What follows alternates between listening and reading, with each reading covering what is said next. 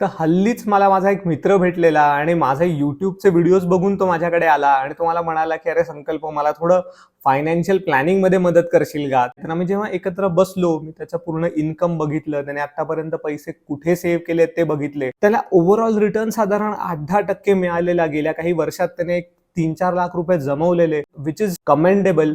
But त्याचा जो income आहे सध्याचा, तो साधारण 25 ते 30 हजाराच्या मध्ये होता आणि प्रायमरी त्याचा इन्कम सोर्स त्याची नोकरी होती. त्याला एकच सल्ला दिला, की तुझ्या ज्या इन्व्हेस्टमेंटचा रिटर्न आहे, तो आता डबल कसा होईल याचा फारसा विचार करू नकोस.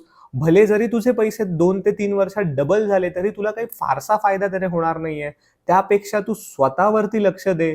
तुझ्या स्किल्स कशा वाढवता येतील, तुला तुझ्या जॉबमध्ये कसं बेटर परफॉर्म करता येईल, तुला तुझा पगार कसा वाढवता येईल याकडे लक्ष दे. तुझी जी इन्व्हेस्टमेंट आहे ती एका वर्षात काही डबल होणार नाही, पण तुझं इन्कम एका वर्षात नक्कीच डबल होऊ शकतं. त्यामुळे जर तुमचं इन्कम कमी आहे, तर मी तुम्हाला पण हेच सांगेन, की तुम्ही तुमच्या स्वतःकडे लक्ष द्या, स्किल डेव्हलपमेंटकडे लक्ष द्या आणि तुम्हाला तुमचं इन्कम कसं वाढवता येईल याकडे लक्ष द्या.